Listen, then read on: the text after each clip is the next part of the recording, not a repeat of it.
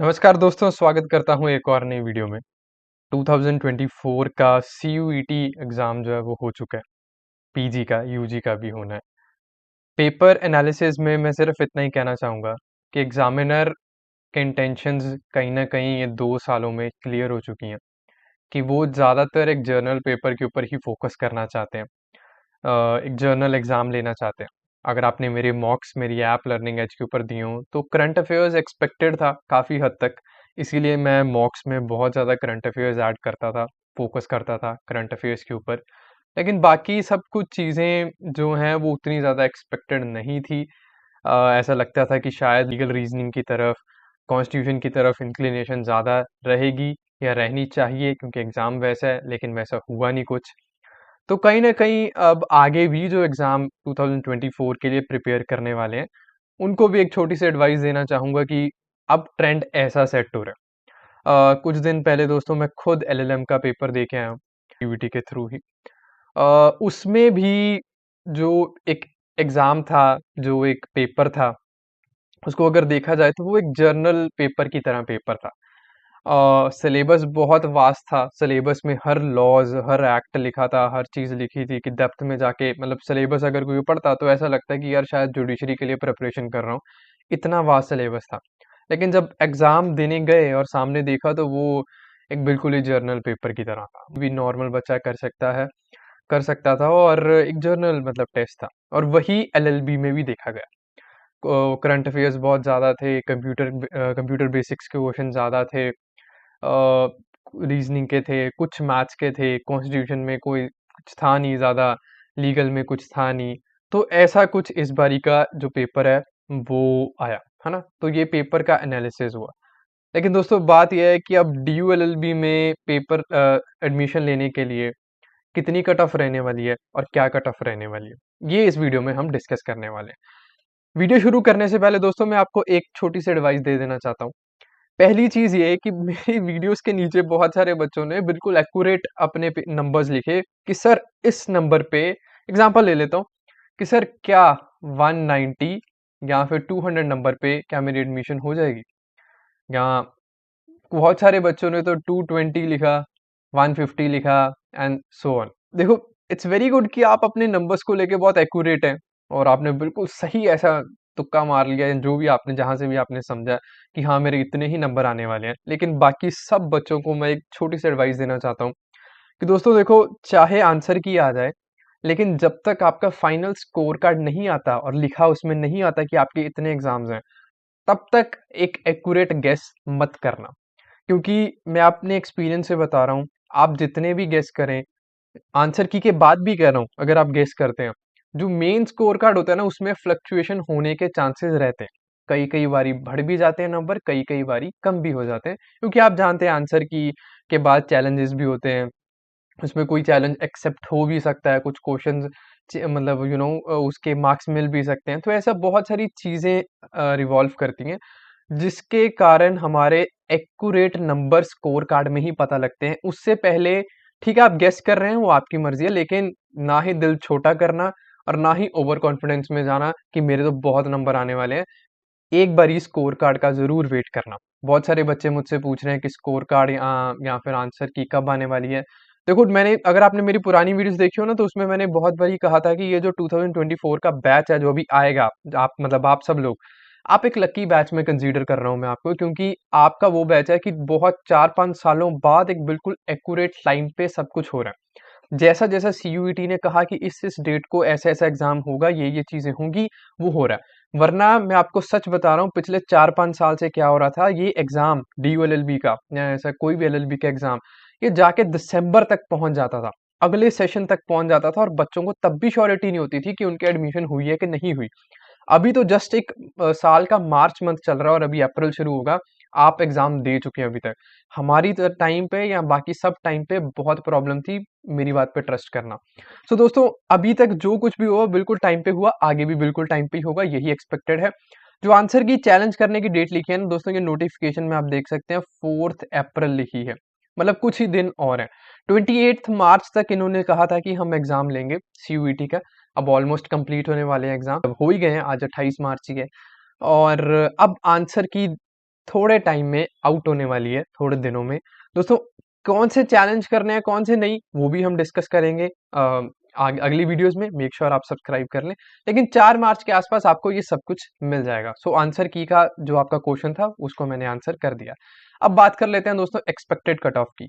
उम्मीद करता हूँ कि आपने मेरी पिछली जो वीडियो है एक्सपेक्टेड कट ऑफ वाली, वो देखी होगी। मैंने उसमें एक जर्नल ट्रेंड आपको बताने की कोशिश की कि यार इतने सालों में ना हमेशा जर्नल ट्रेंड ऐसा ही रहा है। मतलब 2022 को अगर मैं बाहर निकाल दूं, एक साल को छोड़ दूं, सब इयर्स में एक ही ट्रेंड रहा है। उसी के आसपास कट ऑफ जो है फ्लक्चुएट करती रहती है। इस बार की जो कट ऑफ है ना दोस्तों, ठीक है, मैं वो सब मानता हूँ, वो बातें हैं कि हाँ हम देखेंगे कितने बच्चे अपेयर हुए, क्या हुआ, वो अलग बात है। लेकिन मेरे अकॉर्डिंगली ना दो ही मेन क्राइटेरिया है इस पेपर को लेके, जिसके ऊपर कट ऑफ अपनी फ्लक्चुएट करने वाली है। पहला क्राइटेरिया दोस्तों ये रहने वाला है कि देखो, मैं मानता हूँ बहुत सारे बच्चों ने एग्जाम दिया, आई एग्री।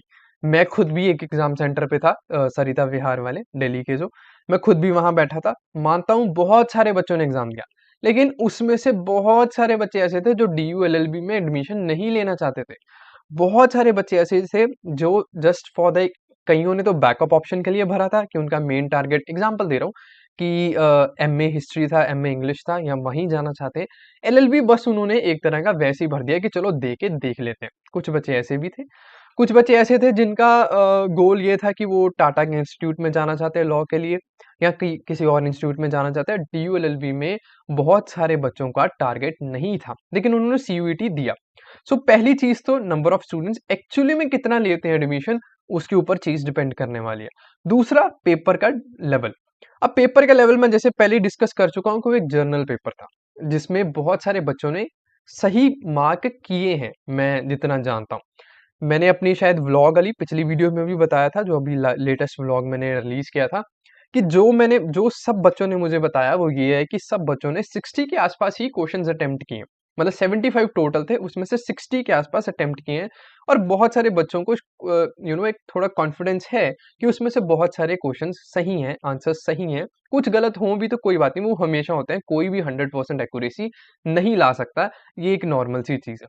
कुछ बच्चे ऐसे भी हैं जिन्होंने 75 आउट ऑफ 75 किए हैं। अब उनके ऊपर मैं कोई कमेंट नहीं करना चाहूँगा, क्योंकि मैं पहले भी कहता था कि बहुत सारे बच्चे आउट ऑफ 75 करेंगे, लेकिन वो एडमिशन मिलने के पता नहीं उनको, मैं आज तक देखा नहीं कि उनमें से किसी भी बच्चे को एडमिशन मिली हो। पर चलो, जोक्स अपार्ट, इस बार ही मिल सकती है, इस बार ही ऐसा नहीं है। सो हम एक जनरल कट ऑफ की या एक cut off, expected cut off की बात कर लेते हैं। दोस्तों, मैंने पिछली वीडियोस में बताया था, अगर आपने सही से देखी हो, कि जैसे एक जो जर्नल ट्रेंड रहता है ना कट ऑफ्स का, वो कहीं ना कहीं एक हर साल में उसी के आसपास रहता है। जैसे मैं एग्जांपल देता हूँ कि अगर अगर मैं अनरिजर्व्ड कैटेगरी, आप जानते ही होंगे कि पहले 400 में से होता था, इस बार ही 300 में से हुआ। कुछ डिफरेंस नहीं आने वाला। परसेंटेज जो एक्सपेक्टेड है वो उतनी ही रहेगी, कुछ डिफरेंस ज्यादा आने नहीं वाला। सो जैसे अगर मैं बात करूं 2023 की बात करूं, तो 235 तक एडमिशन मिली बच्चों को आउट ऑफ 400, जो कि रफली अराउंड, चलो मैं 59% ले लेता हूँ। अगर मैं उससे नीचे जाऊं, जैसे एग्जांपल के तौर पे 56% तक भी अनरिजर्व कैटेगरी में मिल गई थी। 2022 की बात करूं, इसमें काफी ज्यादा शूट होगी, आई अंडरस्टैंड, 63% तक पहुंच गई। और अगर मैं 2021 की बात करूं, तो उसमें भी रफली हर साल 58% के आसपास या उसके आसपास ही एक you know expected cut off या फिर एक कट ऑफ रहती। अब बात क्वेश्चन जो मिलियन डॉलर क्वेश्चन है, वो ये है कि इस साल की कट ऑफ कहाँ तक रहने वाली है, तो उसकी बात कर लेते हैं। देखो दोस्तों, 2024 में जैसे मैं बता चुका हूँ, मेरे लिए मेन क्राइटेरिया यही दो हैं कि एक्चुअली में बच्चों ने पेपर दिया। मैं मानता हूँ बहुत सारे बच्चों ने दिया, बहुत सारे SSC वाले बच्चे थे, जिनके लिए सब बच्चों ने कहा कि it was a piece of cake ये एग्जाम अटेम्प्ट करना, क्योंकि वो पेपर SSC टाइप का था, एक जर्नल पेपर था। पर चलो, उनमें से बहुत सारे बच्चे एडमिशन लेने नहीं वाले, ये भी मैं आपको बता देता हूँ। जो एक्चुअली में LLB में एडमिशन लेने वाले हैं, वो भी DU में, वो बहुत कम ही है। मतलब वो एक सिलेक्टेड, वो एक बच्चा ही है। ऐसा नहीं है कि जितने अपेयर हुए वो सब एडमिशन लेने वाले हैं, ऐसा नहीं। तो एक्सपेक्टेड कट ऑफ की बात कर लेता हूँ दोस्तों। जैसे कि मैंने आपको पहले भी पुरानी वीडियोस में भी कहा है कि कुछ भी हो, लेकिन असली में बच्चे एडमिशन लेने वाले कम ही होते हैं। सो अनरिजर्व्ड कैटेगरी इस बारी मैं एक्सपेक्ट कर रहा हूं दोस्तों कि 200 स्कोर जो है वो सेफ स्कोर रहने वाला है। मैं हल्का सा एक अपर एज पे, मतलब एक्सपेक्ट कर रहा हूँ। मैंने अपनी पिछली वीडियो में कहा था कि अगर आपके 180 टू 200 मार्क्स आते हैं, तो आप एक सेफ स्कोर में हैं, जो कि सही बात है। लेकिन ये मैंने तब कहा था जब एक लीगल भी एक्सपेक्ट कर रहा था, कॉन्स्टिट्यूशन भी एक्सपेक्ट कर रहा था। इस टाइम पे पेपर को देखते हुए, एनालाइज़ करते हुए 200 मार्क्स एक तरह का सेफ स्कोर दिखता है। आउट ऑफ 300 बात कर रहा हूँ दोस्तों। तो रफली अराउंड अगर आपके 60% मार्क्स आते हैं, अब देखो हो सकता है कि 180 तक भी चले जाए, मतलब 180 तक आपको एडमिशन मिल जाए, क्योंकि बहुत सारे बच्चे नहीं लेने वाले, जैसे मैं आपको बता ही चुका हूँ। तो 180 टू 200 मार्क्स जो हैं वो अनरिजर्व्ड कैटेगरी के लिए एक टोटल सेफ स्कोर मेरे अकॉर्डिंगली मुझे लगते हैं, और रहेंगे भी इतने ही, आप चाहे बाद में चेक भी कर सकते हैं। दोस्तों ओबीसी कैटेगरी की बात कर लेते हैं। पता है कि यार हर साल वो कहीं ना कहीं परसेंटेज जो है वो आसपास ही रहती है, बहुत ज़्यादा फ्लक्चुएट होती नहीं, क्योंकि हर साल उतने ही ग्रेजुएट हो रहे हैं, उतने ही वो एस्पायरिंग कैंडिडेट्स होते हैं और सीट्स उतनी ही होती हैं। सो कहीं ना कहीं ओबीसी के दोस्तों 170 टू 180 एक्सपेक्टेड कट ऑफ तो है। ये हल्की सी मैं दोबारा कह रहा हूँ, मैं दोबारा सा हायर मैं हल्का सा हायर एंड पे बता रहा हूँ, क्योंकि पेपर का लेवल वैसा था। तो हो सकता है कि इस बारी कट ऑफ फर्स्ट में या फर्स्ट राउंड में, सेकंड राउंड में थोड़ी हायर रहे। उसके बाद थर्ड राउंड में मैं ऐसा एक्सपेक्ट कर रहा हूँ कि कट ऑफ नीचे जाएगी, क्योंकि फर्स्ट और सेकंड में बहुत सारे बच्चे ऐसे हैं जो एडमिशन नहीं लेंगे। आई आई होप कि आपको एडमिशन प्रोसेस पता ही होगा। अगर नहीं पता तो मैं हल्का सा ब्रीफ में आपको बता देता हूँ कि जैसे बहुत सारे बच्चों ने पेपर दिया, उसके बाद आप पोर्टल के ऊपर जो CSCS पोर्टल है वो DU क्या अभी ओपन होगा रजिस्ट्रेशन, मैं आपको बता दूंगा। वहां पे लॉगिन करेंगे, कर देंगे, लेकिन बहुत सारे बच्चे इसमें से लेंगे नहीं। फिर जब फर्स्ट कट ऑफ आएगी उसमें उनका एडमिशन आएगी, अगर वो एक्सेप्ट करके फी पे करेंगे तब जाके उनकी एडमिशन डन होगी, नहीं तो नहीं होगी। अब बहुत सारे बच्चों का यहाँ पे फर्स्ट कट ऑफ में नाम आ तो जाएगा, लेकिन वो एडमिशन मुझे ऐसा लगता है कि फी पे नहीं, जिन्होंने मतलब नहीं लेना, मैं उनकी बात कर रहा हूँ, तो वो फी पे अगर नहीं करते तो फिर उनकी सीट चले जाएगी और सेकंड कट ऑफ में बहुत सारे बच्चे और ऐड हो जाएंगे।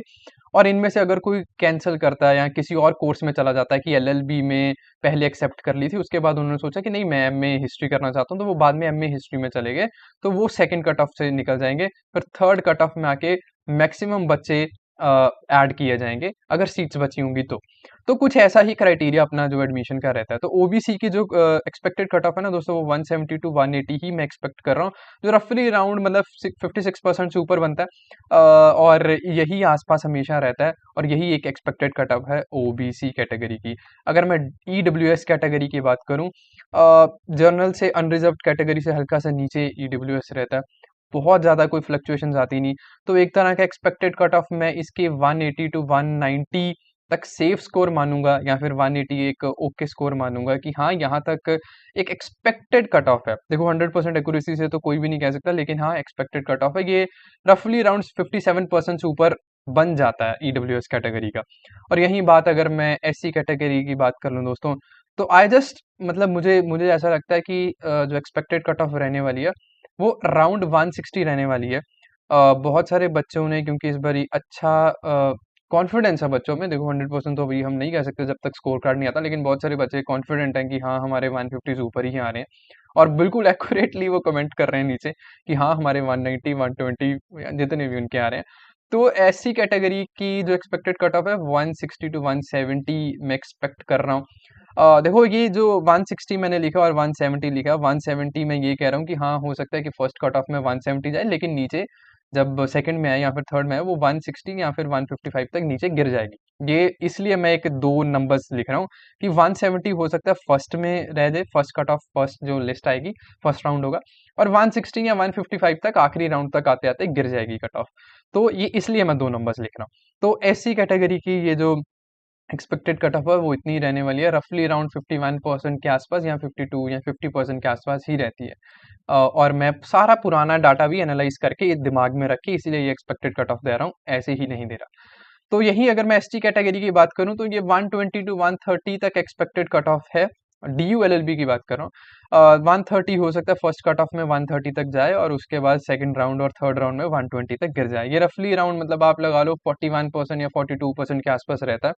हमेशा यही ट्रेंड देखा गया और हमेशा यही रहता है, इस बारी भी एक्सपेक्टेड कट ऑफ वही कर रहा हूँ।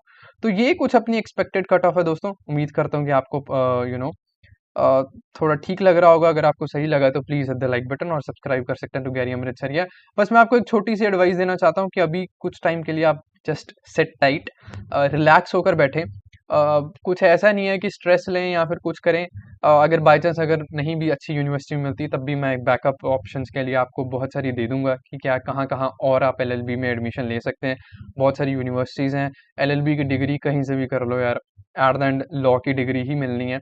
और उसके बाद आप प्रोफेशनली कैसे उस स्किल को एक्वायर करते हैं और कैसे उसे इम्प्लीमेंट करते हैं, कैसे उसे प्रैक्टिस करते हैं, सब चीज़ें उसके ऊपर डिपेंड करती हैं।